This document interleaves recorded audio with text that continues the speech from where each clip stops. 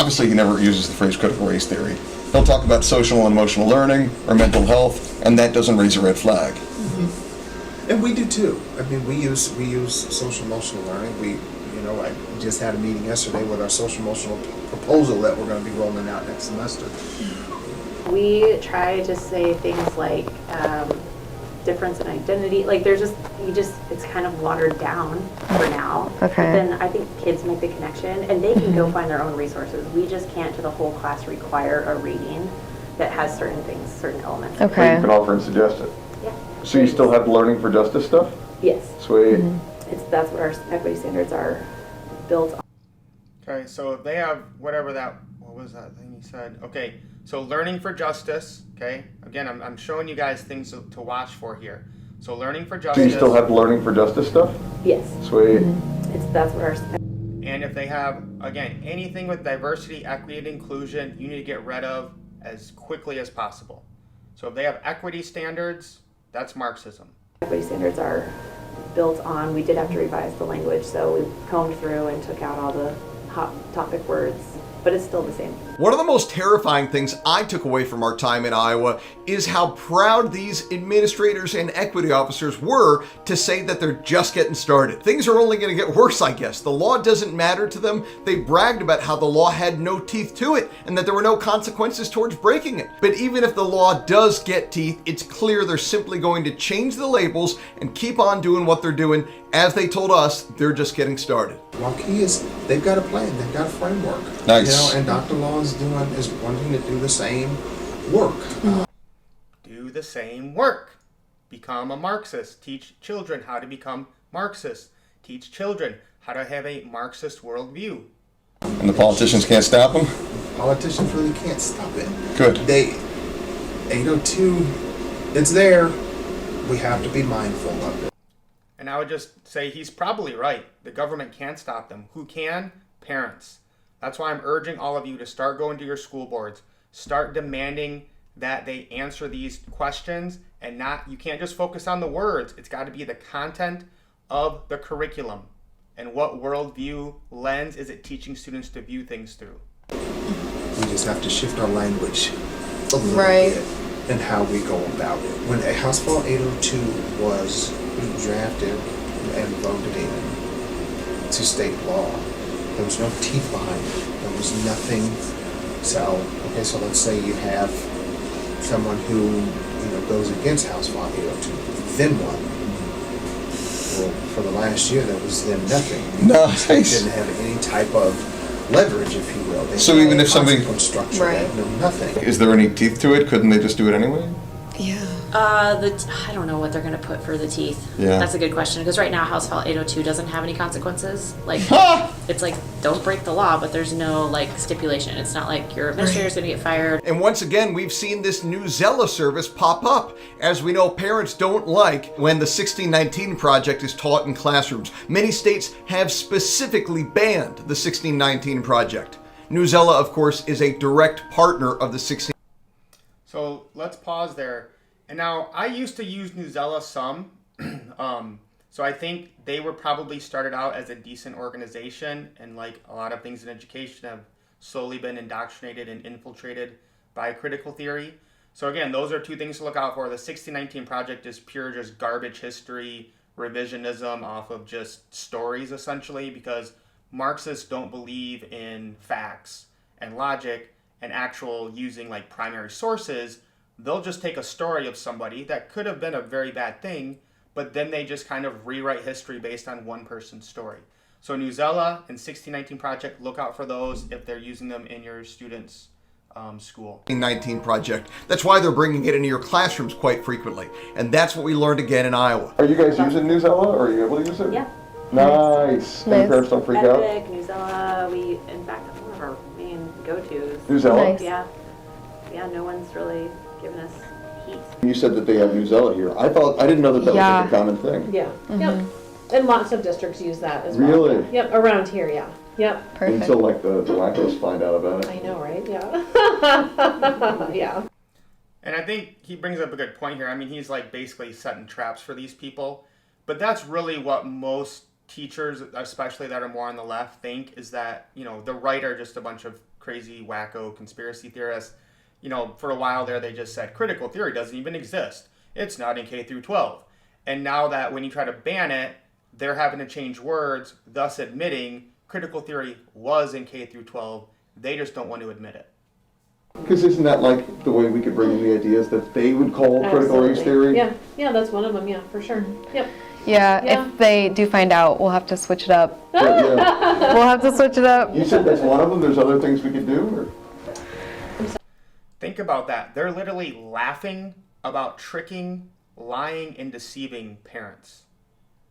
And I'm going to be honest, I've seen similar things like this in my teaching career. Sorry. You said that Newsella is one of the ways we could get this stuff in? Well, having classroom libraries that are diverse, having things out for kids to peruse, Nice. like having there's ways that, yeah. I like it. And a lot of this goes on, especially with librarians. For some reason, librarians tend to be the most left Marxist people in the district, probably because they're more educated or they've gotten more degrees, I would say. And so they'll never, very rarely will they set up a bunch of books about being a patriot and American history. They'll always set up stuff about diversity, equity, and inclusion. And a lot of times teachers will have their own classroom library books. So you don't have to indoctrinate the students actively. You can just do it passively. So if I bring in 50 books and they're all promoting some sort of a diversity, equity, inclusion, critical theory type of stuff, well, that's all there is for the kids to read. So even though it's not in the curriculum, that's their way of doing the work. And that should be really scary to you about how much these teachers care about doing the work and pushing this stuff. Sadly, this is where we are in America, is they're not focused on the actual basic fundamental skills of education. They're worried about pushing their agenda and their political beliefs onto students so that they have the same worldview. More As long as I don't suggestive. force you to do it, but Yes. here are some, you could read Yeah. this book, you could read Stamped for kids. Here are some books you could read that help you learn about if you want. We're looking at Newsella. I've had a conversation with Newsella on how we can bring some of that curriculum into our schools. I know Ruth Ann Gaines, who is she's a state legislator. She has proposed in state legislature that every student take some type of African American history class. Cool. I don't know if it's in order to graduate or every system has to have or offer the class. I can't remember what the legislation says. Yeah. But, there's some things that are out there, and then, through that class, you can probably touch on 1619 without Right. calling it. So again, this kind of pisses me off here, because I have no problem with having an African American or Black history class offered in high schools or even made required. Sounds great, love it, okay? But again, he's not excited about that. He's not excited about, let's learn about the culture and, the struggles and trials that these people went through. He's saying, what, if we did that, I bet we could get some of the 1619 in there. And this is what's sad is, we want to learn about everyone's history and understand, where they are and what makes, them who they are and their people. But again, it's just constantly wanting to indoctrinate students in the critical theory worldview, not actually focusing on, can we help bring each other together and love each other and appreciate our differences? It's how can we use this to indoctrinate students? It really pisses me off. 1619.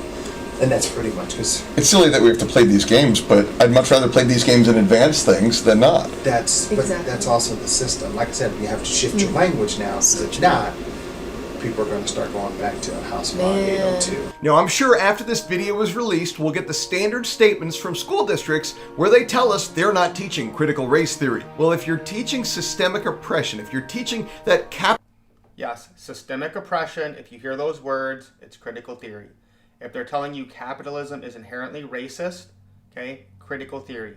Now, I would, in my class, we would discuss capitalism, socialism, communism, and their negatives, their positives, and whatnot. But again, they're not going to come at the fact of, let's analyze capitalism, like the guy said before, of, it's a fact, it's truth that, capitalism is inherently racist. So they're going to teach them that from the start, not to analyze and critique capitalism, which of course is totally appropriate. Capitalism is inherently racist. If you're teaching about privilege, if you've got full-time equity officers. Yeah, red alarm should be going off if they have equity officers. What is it if not critical race theory? Just like in Idaho and Tennessee, one thing I can unequivocally say is that these administrators mean well for your children. These are not one-dimensional villains. They don't come across as terribly evil people. They're just doing what they think is right. And I totally agree with this. I think a lot of the teachers are basically kind of clueless about this stuff. They think anything that we're saying against this is just crazy talk.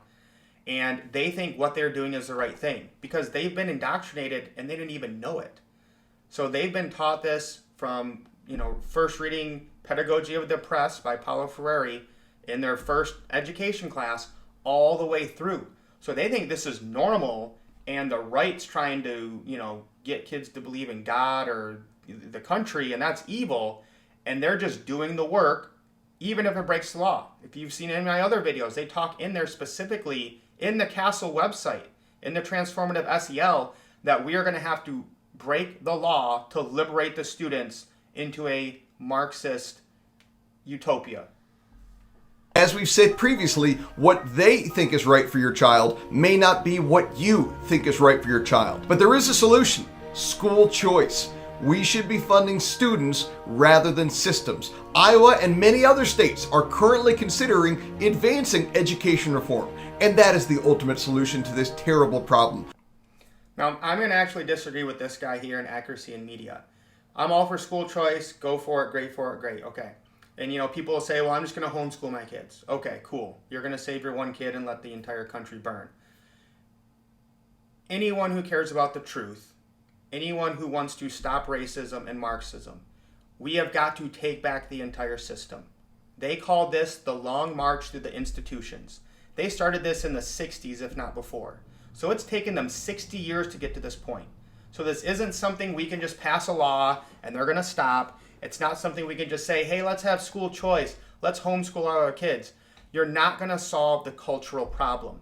We have got to get in there and make people see what this is and get it out and replace it with good curriculum, not just stop their curriculum. Because if you're just trying to stop it, you're going to lose. Because all they're going to do is change the language and the wording just like they did, and they're going to keep doing the work to turn your students into social justice change agents.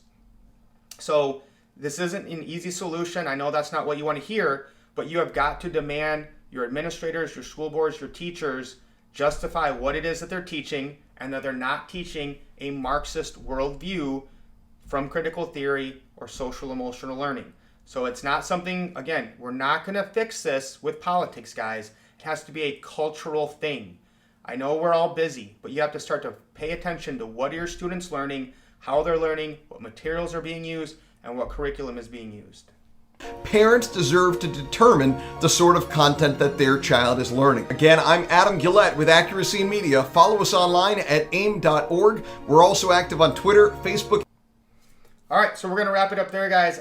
To me, this was just absolutely astonishing and shocking how honest and brazen these teachers were with these undercover cameras. I'm not surprised at all, but to see it with my own eyes really just woke me up and again made me want to do this video and continue to do them to help wake people up about this Marxist doctrine that has infiltrated basically every institution we have.